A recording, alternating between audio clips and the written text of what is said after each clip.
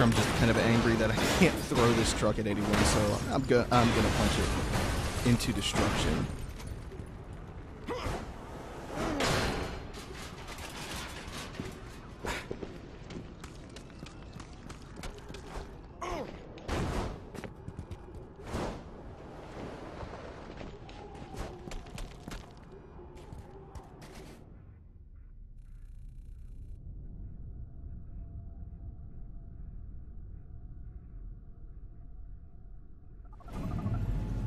Father, I need to find a Colonel Rooks. He's the one who tried to kill me in that lab. James, Colonel Rooks is the head Blackwatch commander in NYZ. This is much bigger than us. Listen to this Blackwatch message I just intercepted. Cottonmouth 4-1, this is Cottonmouth. You'll be heading to test site Washington. Prepare for controlled release. Over. You hear that, James? Those specimens, they are the monsters, and the test sites are city parks. This is what Blackwatch does in the Yellow Zone. You cannot stop them. Father, I am gonna stop them, and I'm gonna find Rooks, with or without your help.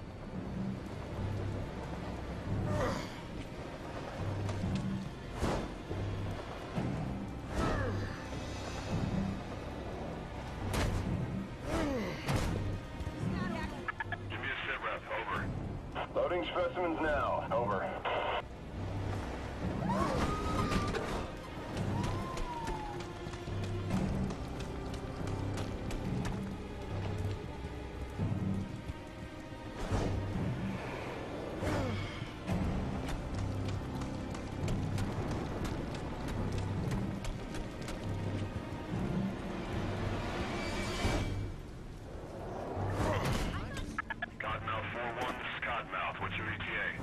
Almost there, Cottonmouth. Had some civilians throwing rocks at us. We had to stop to put them down.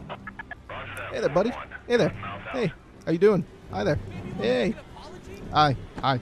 Hi. Hi. How you doing, buddy? Hey, buddy. Hey, buddy. Wanna talk to me? Come on, talk to me. Ah, fuck you too.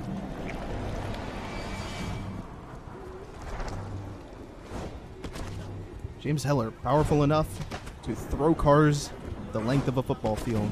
Not powerful enough to sprint through a mailbox. Team Alpha 1-1 actual. Teams Alpha, Beta, and Gamma moving into position. How copy? Alpha 1-1. Interrogative. Are the suppression teams in position? All checks completed, Cottonmouth. We are ready for the release teams to commence. Prepare for silent operation.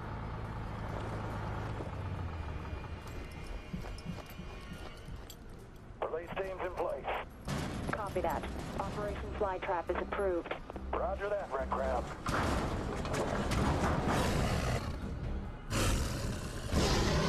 Now we fight our first brute. I think that's what they're called anyway. That's a generic name for those kind of big, stupid monsters. Which in itself is kind of a generic description, big, stupid monsters. But hopefully if you're watching this, you know the kind of I'm talking about. Oh, they're called brawlers. What the hell are all of these people doing here? Like, none of them are running away. None of them have any instinct towards self-preservation. Which is weird because, I mean, they're wearing masks. They're obviously wary of this more kind of ethereal, abstract risk of infection. But, you know, giant monster going apeshit right in front of them. Nope. Just run around in circles like fucking chickens with their heads cut off. That's a good idea. No. Now I'm gonna get my first power, the claws. And I am now more carnage like than before. And because these people were too stupid to run away anyway, they clearly don't deserve life, so I'm just gonna test my new power out on them. They're kind of like pandas. You see, they don't really have much drive to procreate. They don't have any drive to keep their species alive, so I don't really care when they die out. I'm not that concerned with the extinction of pandas. They're cute and fuzzy, wonderful, don't care. If a species doesn't have the instinct towards survival, then they can go ahead and not survive, for all I care.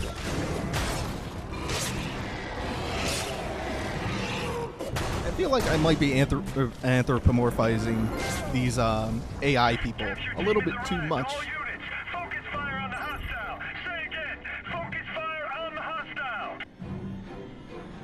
And that achievement there was for dismembering a brawler. And I'm not really sure how I got that.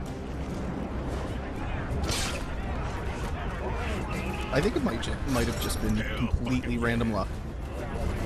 Which is a little bit redundant random luck. It's got fucking claws! It's just one hostile! Cottonmouth, engage! Yeah, it's just one hostile, the same one who's been fucking your shit up for about an hour now. And the same one who's killed like 50 people so far. Including all these civilians. But you know, just one hostile.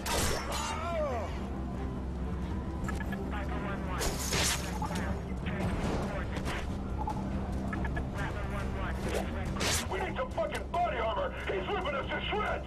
That one line kind of concerned me.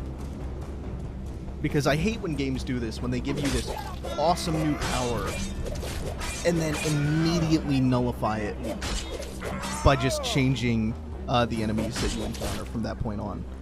In this case, I feel like I'm gonna get this new ability, this new power for, you know, a half hour, an hour or so, and then every enemy from now on is gonna be wearing body armor, which negates my power apparently. But, you know, that might not happen. And some games do the disempowerment thing in an interesting way. It's just, I don't feel like that would work here. You know, giving somebody a power and then just immediately making it useless. Actually, I think the Batman games kind of have an interesting way of doing that, where they don't disempower you, but they do very gradually through the enemy compositions make you change up your tactics in using the abilities that you acquire. And that they slowly force you to not only use the abilities that you've acquired, but use them at the right time in the right place. They have a way of not disempowering you, but forcing tactics, or forcing tactical play, which is really nice, actually. It breaks up a lot of the tedium of that button mashing. This is Mako 1-3. Tango's got a rocket. Yeah, I can't manually aim the rocket launcher, and I'm gonna run out of rockets really quickly there, but it does let me bust up the APC. And hopefully I remember to try my my clay pigeon shooting thing out later, except I won't be using clay pigeons. I'll be using flesh pigeons.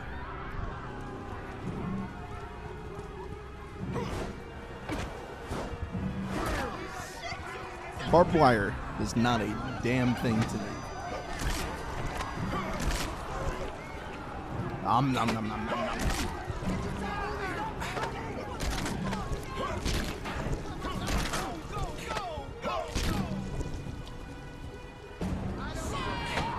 It almost looks like I'm absorbing them into my chest. And the trophy that just popped, Compulsive Eater, was for consuming 5 people in 10 seconds or less, which really isn't difficult to do, I imagine, at any point in the game. I can't imagine that there comes a point later on in the game where it's just completely desolate. So as long as you have a couple people around in a small area, pretty easy to do that. And here I'm going back to Father Guerra. Father. James, did you go to the park? Yeah. And did you stop them? Oh, I stopped the hell out of them.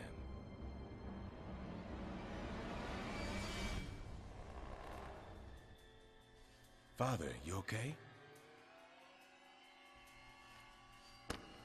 Follow me. We have a lot to do.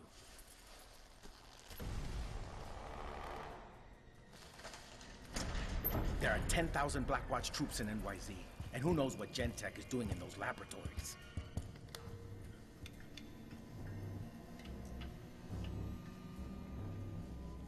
We need to put them down. So you trust him?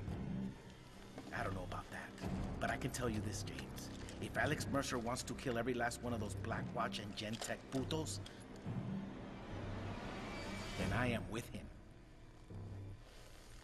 What about God? He okay with this? You let me handle him.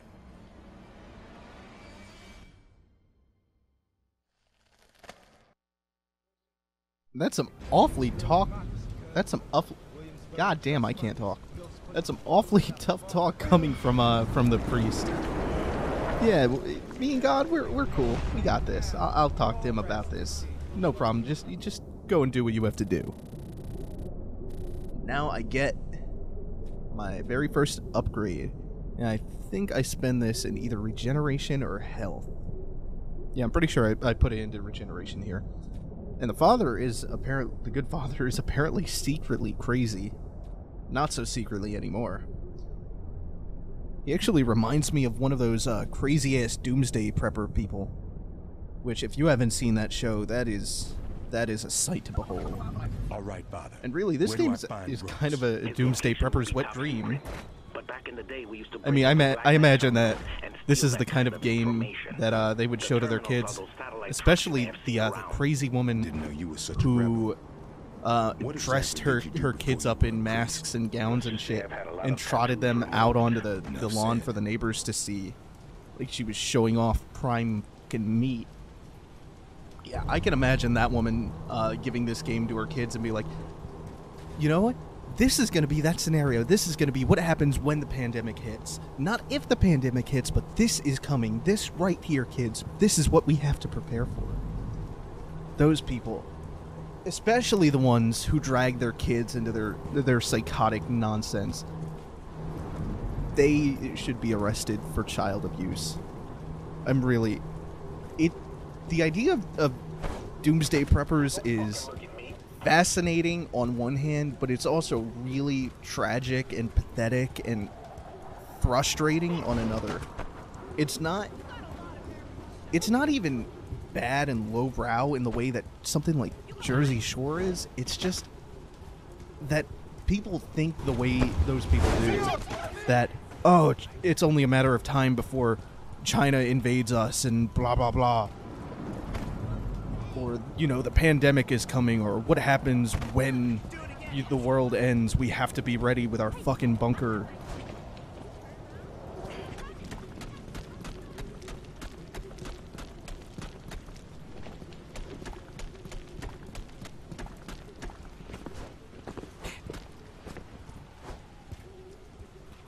Or we have to be ready for the economic collapse because we saw a documentary by a highly paranoid, delusional man.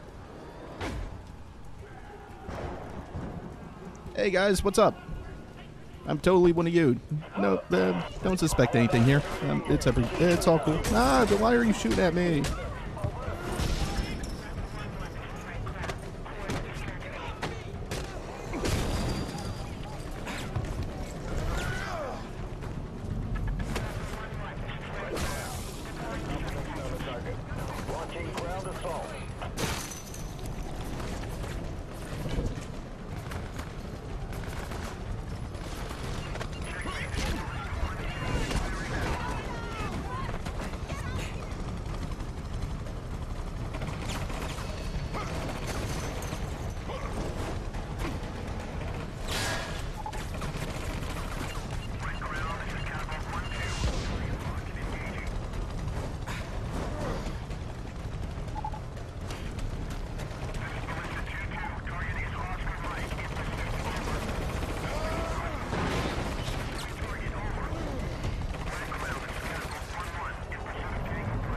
Anyway, I'm still practicing my my helicopter drop kicking powers, or my flying kick.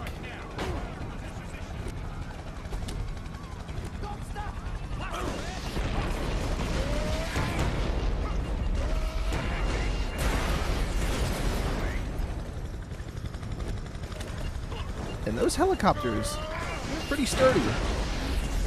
Pretty sturdy, given that I can't kick them to death easily.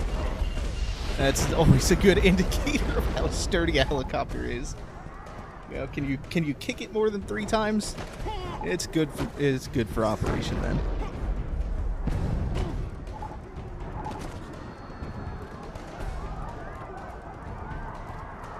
And I think this is...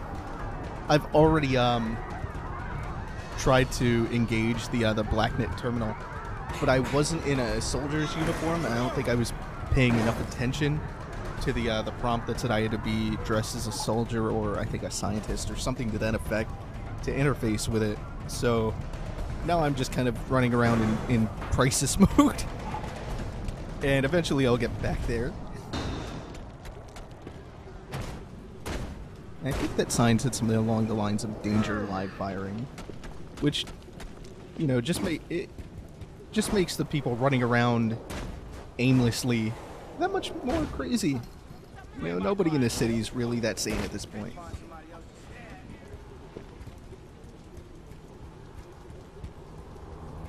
You have to wonder why the hell people haven't just moved by now.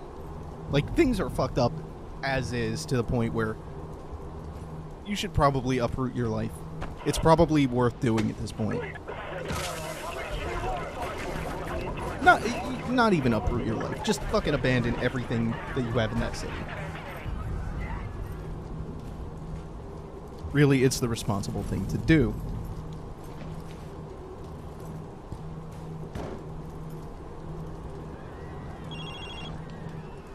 All right, got a name. Dr. Samuel Billingsley. See, he's a head researcher for Gentech. You're getting closer to Rooks for sure. Let me try something. Thank you, secretly crazy priest.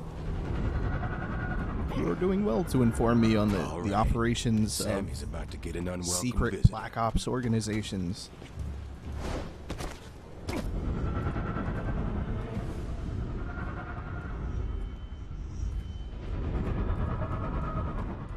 The hell did he get up here?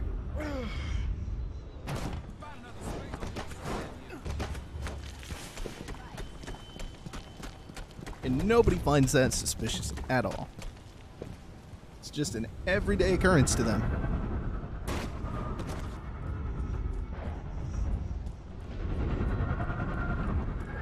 Not quite sure in the story sense or in any kind of logical sense how that ability is supposed to work. Shapeshifting has some kind of internal logic. Why does this virus give you the ability to highlight people by, I don't know, thinking about their names? Sabrina, wasn't expecting you today. Alright, I have a name. I'm looking for somebody named Samuel Billingsley. I'll activate my psychic power to make him glow. I'm waiting to see what the effects are on the Suarez family. Both parents are terminal, but the children seem to be exhibiting some Ooh, maybe sonar reacts to names now. The kids with stage 4 liver cancer. Yes. Now all I have to do is sick my swarm of bats on my enemies. I don't even have to have a face. This is better than Death Note.